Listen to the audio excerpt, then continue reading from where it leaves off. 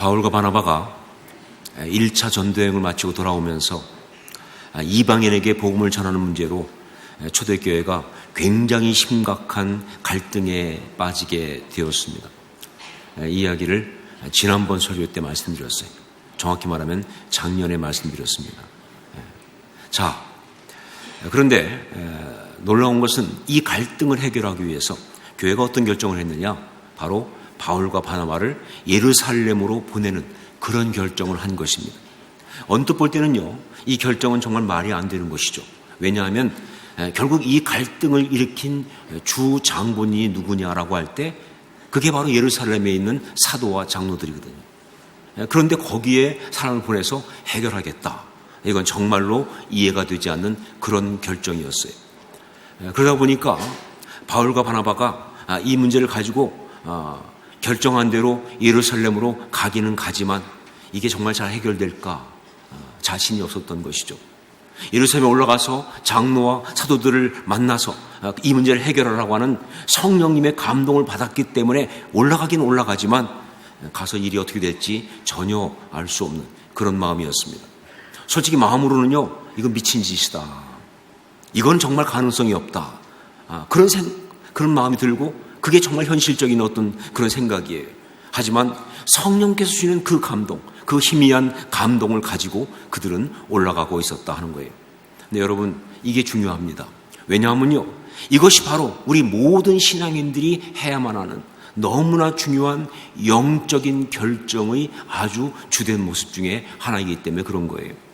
여러분, 우리가 신앙생활 하면서 정말 중요한 게 뭐냐? 영적인 결정을 하는 거예요. 그런데 그 영적인 결정을 할 때 보면요, 확실하게 객관적으로 그런 논리나 증거가 있어서 결정하는 상황은 거의 없습니다. 그것보다는요, 정말 희미한 성령님의 감동을 따라 결정할 때가 훨씬 많아요. 객관적으로 이해가 되지 않지만 그러나 자꾸 그런 마음 주시니까 그래야 할 것 같으니까 그렇게 결정을 한다 그 말입니다. 자, 그런데 바로 이럴 때 뭐가 중요하냐? 방향이 중요합니다. 그래서 다른 것은 희미할 수 있어요. 하지만 정말 이 일이 영적인 역사와 하나님의 성품, 성경의 원리, 그것과 정확히 맞는다고 하는 이 방향만큼은 아주 분명해야 합니다. 그냥 희미한 채로 무조건 그냥 따라가다는요, 정말 희미해지는 수가 있어요. 너무나 많은 사람들 보면요, 이런 식으로 할 때가 있습니다. 영적인 결정을 한다고 할 때 그들이 정말 마음속에 어떤 성령의 감동이 있어서, 영적인 느낌이 있어서 이게 하나님의 뜻이라고 생각하면서 영적인 결정을 내리고, 그리고 그걸 무조건 따라간다고요. 자기 생각에는 영적인 일을 한다고. 그런데 그러다가 자기도 모르게 하나님의 일을 하는 것이 아니라 마귀의 일을 하는 사람이 굉장히 많다는 거예요. 그러니까 영적인 결정은 정말 중요해요. 특히 방향은 정말 중요한 거예요. 우리 신앙에 있어서 어쩌면 가장 중요한 것, 그것이 영적인 결정이라고 할 수가 있는 것이죠. 얼마 전에 한 권사님이 저를 찾아와서 인사 겸 상담을 하신 적이 있었습니다. 이분은 나름대로 커리어를 가지고 아주 열심히 일하던 그런 분이었어요.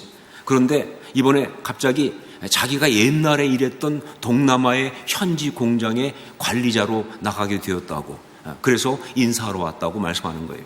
그런데 저한테 그렇게 인사만 하러 온 것이 아니라 사실은요, 이 동남아의 현지 공장의 관리자로 나가는 이것이 영적으로 정말 바른 결정인지 이 확신이 없어서, 그래서 결정을 했지만 이게 맞는 것인지 그게 정말 마음에 어떤 그런 자신이 없어서, 그래서 저하고 상담을 하기 위해서 또한 오신 거였어요. 그 제안을 처음 받았을 때 그때 성령께서 마음속에 가야 한다, 가는 것이 맞다 라는 그런 감동을 주셔서 받기는 했지만, 그러나 정말 여기서 교회를 중심으로 신앙생활을 잘하고 있다가 그곳이 어떤 곳인지 아는데 가서 또 거기서 일하면서 있을 때 이게 영적으로 정말 바른 것인가, 이게 정말 잘하는 것인가 싶은 어떤 그런 마음의 불안감이 있더라는 거예요. 자신이 없다는 거예요. 그래서 저한테 와서 그것을 상담한 것이죠.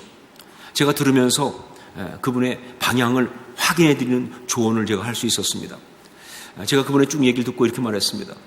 제가 권사님께서 하신 이야기 쭉 들어보니까 지금 여기 계시는 것이 여러 가지로 영적으로 볼 땐 안전하고 편안하고 그런 거 맞지만, 하지만 그동안 하나님께서 권사님한테 투자했던 걸 생각한다면, 전 그 표현을 썼어요.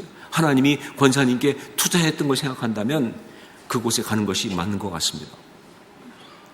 거기가 여러 가지로 볼 때는 힘든 상황일 수 있겠지만 그러나 바로 거기에 가서 일만 하는 것이 아니라 그 자리에서 기도하고 거기서 예배드리고, 그래서 제가 말씀드렸어요. 우리 호산나 교회 이 웹사이트 예배가 실시간 중계가 되니까 거기서 예배를 드리시고, 그리고 그 나라가 사실은 이슬람이 주로 많은 나라예요. 하지만 기독교인도 있습니다.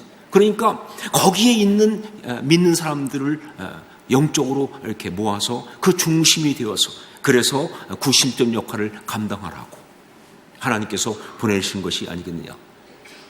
그래서 그날 그 자리에서 이왕 내친 김에 평신도 사역자로 파송하는 기도까지 해서 그래서 보내드렸어요. 그랬더니 그 권사님이 영적으로 바른 결정, 바른 방향이라는 확신을 가지고 정말 감사하면서 나가셨고요. 그리고 그 다음에 한참 지난 다음에, 며칠 지난 다음에 연말에 그곳에 도착한 보고를 저한테 아주 힘있게 해주셨습니다.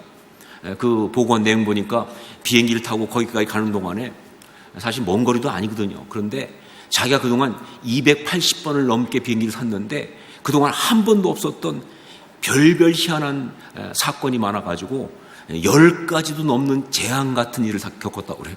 뭐 그런 거죠. 짐 잊어버리고 연착하고 이런 거겠죠. 그렇죠?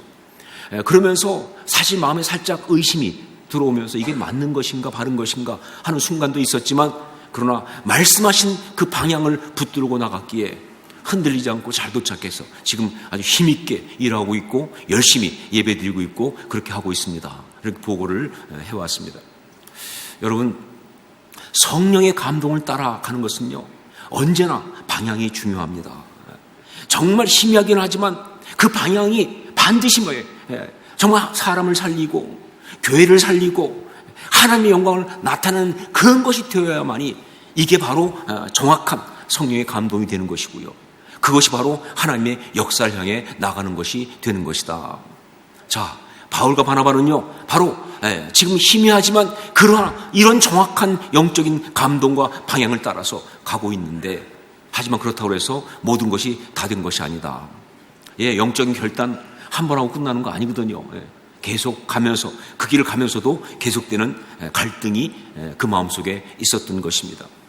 여러분, 그래서 영적인 감동을 따라가는 것이 그렇게 쉬운 일이 아닌 거예요. 정말 그렇게 결단하고 가지만 계속적으로 마음속에 불안과 염려가 있는 거예요. 정말 내가 잘 하고 있는 건가? 이게 잘못한 거 아닐까? 혹시 뭐가 좀 틀린 것은 아닐까? 하이 사단 마귀가 갖가지 미혹하는, 우리 방향을 흔드는 그런 어떤 장난을 치는 그런 일을 겪으면서 무엇보다 확실하지 않다고 하는 이 불안감과 싸우면서 갈 수밖에 없는 거예요. 자, 그런데 오늘 말씀의 중요한 건 뭐냐? 그런 마음을 가지고 있으면서도 이 모든 것을 이기고 그들이 예루살렘으로 올라가고 있다는 것, 이게 중요한 거예요. 이게 신앙입니다. 그럼에도 불구하고 그 모든 걸 이기면서 예루살렘으로 올라가고 있다는 것, 이게 신앙입니다. 마음이 어떠냐가 중요한 것이 아니에요. 걸음이 어떠냐가 중요한 것이죠. 예루살렘 올라가고 있다는 것, 이게 신앙이에요. 너무나 분명한 현실적인 판단들, 생각들, 세상의 경향들, 그런 걸 다 뒤집고 희미하지만 불투명하지만 보장이 되어 있지 않지만, 그러나 하나님 주신 그 마음을 따라서 성령의 그 감동을 따라 걸어가는 것, 이게 바로 신앙이라는 거예요.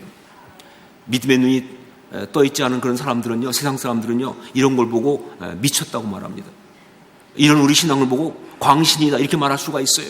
그런데 여러분, 이런 광신이라고 한다면 이건 진짜 제대로 미친 광신이에요. 정말 이것을 광신이라고 한다면요, 그래요, 신앙은 이렇게 미치는 광신이 맞습니다. 필요할 때는 세상 사람들이 다 이해가 되는, 세상이 다 가는 뻔한 길을 가는 게 어떻게 신앙이에요? 정말 아닌 것 같지만 그러나 그 길을 가는 게 맞지요. 이건 분명히 맞는 신앙의 이야기다. 물론 쉽지 않습니다. 그런 신앙적인 결정을 한다는 것도 정말 어렵고, 또 그런 결정을 하면서도 스스로 계속 의심이 들 수밖에 없는 거예요. 근데 여러분, 여기서 우리가 알아야 될 중요한 것, 놀라운 건 뭐냐? 이렇게 힘들지만 그러나 이런 신앙적인 결단을 하고 나면 그때부터 하나님이 일하기 시작하신다는 거예요. 그 전까지 일 안 하세요. 그런데 우리가 이런 신앙적인 결단을 하고 나면 그때부터 일하기 시작하신다는 거예요. 자, 이 부분에서 우리가 분명히 알아야 될 신앙의 중요한 정의. 신앙이라는 것은요, 일을 만들어내는 것이 아니라 하나님께서 일하실 수 있도록 기회를 드리는 것이다, 이겁니다. 예, 신앙은 이 일을 만들어내는 것이 아니에요, 내 힘으로. 그것이 아니라 하나님께서 일하실 수 있도록 기회를 드리는 것이다. 이게 정말 중요한 신앙적 정의예요. 자, 그렇기 때문에 이 신앙의 내용에 들어가 보면요, 많이 나오는 게 뭐냐? 그게 바로 기다림, 또 인내 혹은 견딤, 또 신뢰, 역설적 감사, 그리고 dream again, 다시 꿈을 꾸는 것, 이런 것들이에요. 그러니까 신앙의 얘기를 보면 가장 많이 나오는 게 그런 거예요. 정말 기다림, 내 힘으로 하는 거 아니니까 기다림, 그리고 인내, 견디는 것, 그리고 뭐예요? 신뢰, 믿을 수 없는 순간이지만 여전히 하나님 신뢰하는 것, 그리고 감사도 그냥 감사가 아니라 역설적 감사, 그리고 아무리 많이 힘들고 어렵고 내 생각 실패했어도 하나님의 감동 주시면 다시 꿈을 꾸는 dream again. 이게 바로 신앙의 내용이 되는 것이죠. 자, 이렇게 하나님께 기회를 드리면 제 신앙을 걸고 정말 성경 전체를 걸고 지금까지 있었던 모든 신앙의 사람들의 그 삶을 걸고 말하건대 하나님 분명히 그때부터 놀랍게 역사하십니다. 이게 바로 신앙이에요. 예, 우리가 이렇게 하나님께 기회를 드리면 하나님 정말 놀랍게 역사하시는 거예요. 그리고 이렇게 일하시고 이렇게 역사하시는 하나님을 경험하게 되면 정말 그때 우리 입에서 나오는 간증이 하나 있는데, 그게 바로 뭐냐? 하나님은 살아계신다, 하나님은 역사하신다, 그거예요. 예, 너무나 간단해 보이지만 기가 막힌 간증이죠. 하나님은 살아계신다, 하나님 역사하신다. 전 여러분이 삶 속에서 이런 간증 다 하실 수 있기를 주의 이름으로 축원합니다. 여러분, 우리가 하나님께 기회를 드리면 바로 이 고백을 우리가 할 수 있게 된다니까요. 하나님 살아계시다, 하나님 역사하신다, 이 고백을 할 수 있는 그런 은혜를 받게 되는 거예요. 오늘 말씀의 사람들이 바로 그렇게 경험했습니다. 바울과 바나바가 믿음을 따라서 하나님께 맡겨드리면서 정말 하나님께서 일하실 것을 믿고 예루살렘에 올라간, 바로 이야기가 그 얘기인데, 구체적으로 그러면 예루살렘에서 어떤 일이 있었기에 그런 고백을 그들은 드릴 수 있게 되었을까?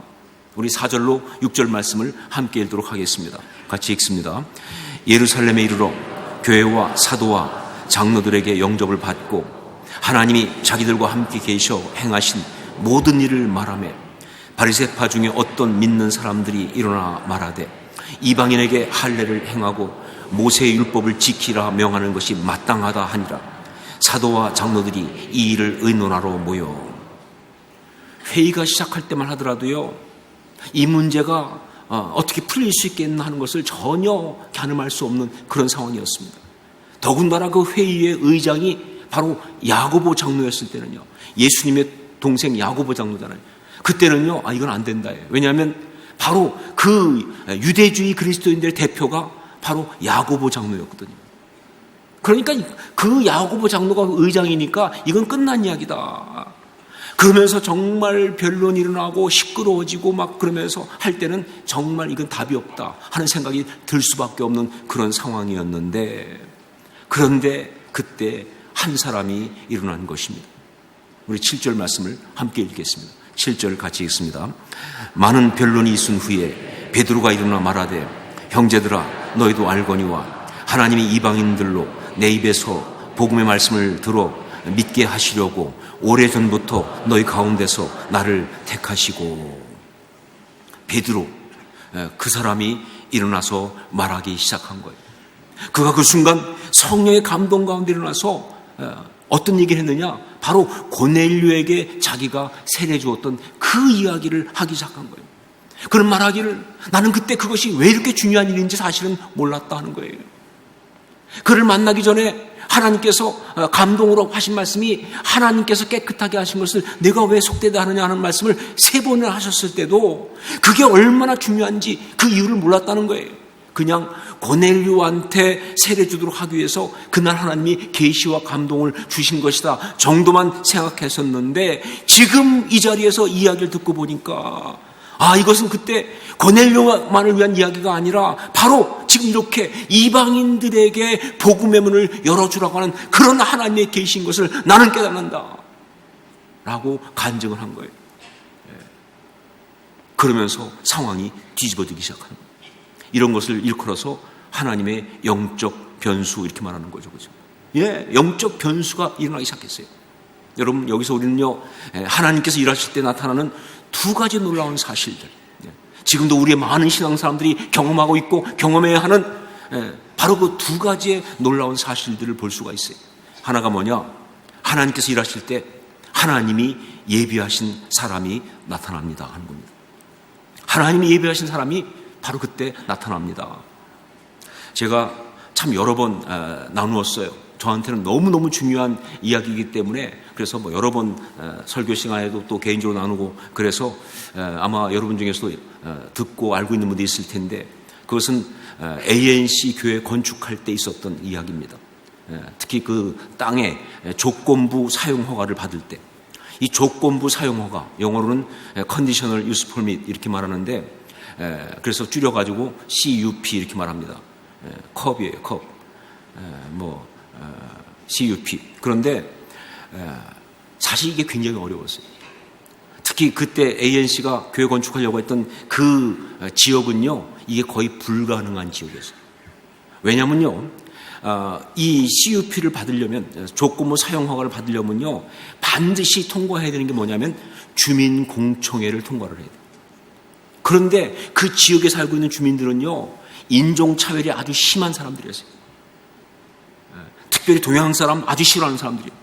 그러니까 동양 사람들 교회가 온다 허락할 이유가 없는 것이죠.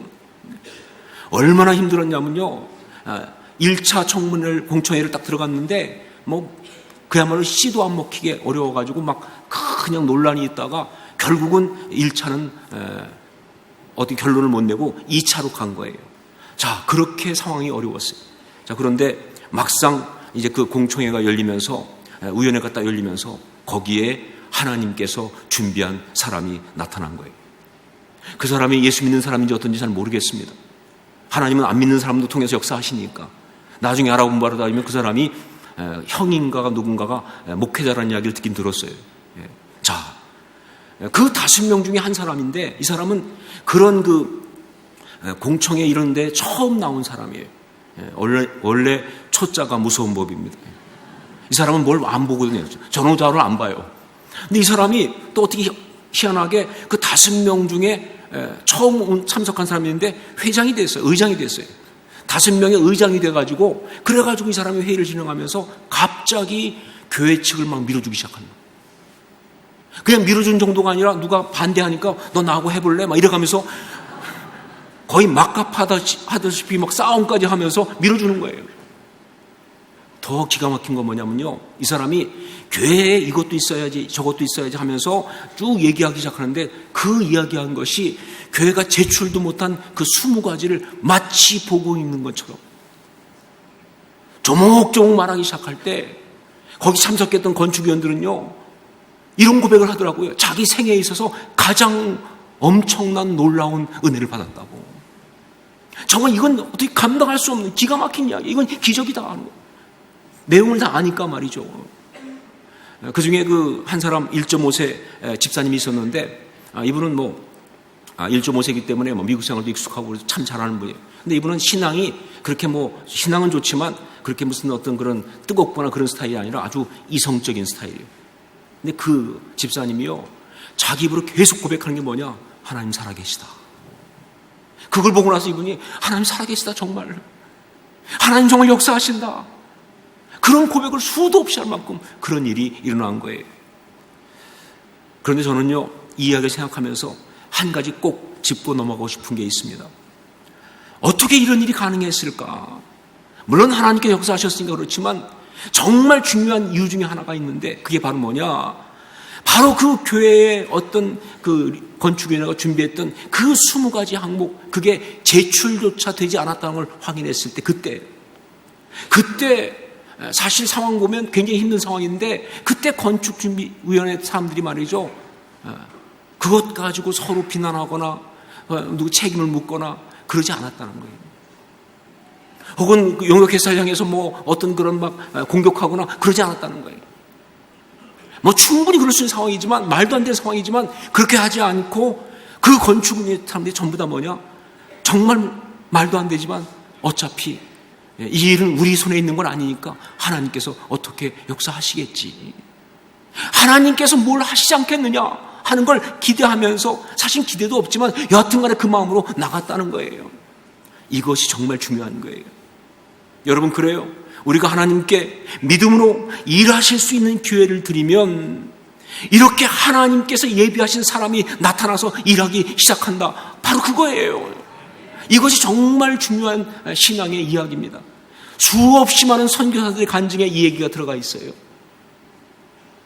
수많은 사역자들의 간증 속에 이게 들어가 있다니까요. 하나님께서 예비한 사람이 나타나서 일한다는 것이죠. 두 번째로, 하나님께서 일하시면, 하나님께서 일하실 때 그때 하나님이 이미 준비해 놓으신 일들이 나타나는 것입니다.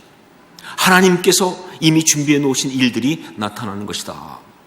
여러분, 고넬료의 이야기가 언제 이야기입니까? 사도행전 10장에 나오잖아요. 그렇죠? 사도행전 10장이 나온 이야기고 오늘 말씀이 15장이니까 사도행전을 따지면 단 5장밖에 차이가 안 나지만, 그러나 시간으로 보면요 10년도 훨씬 전 이야기예요.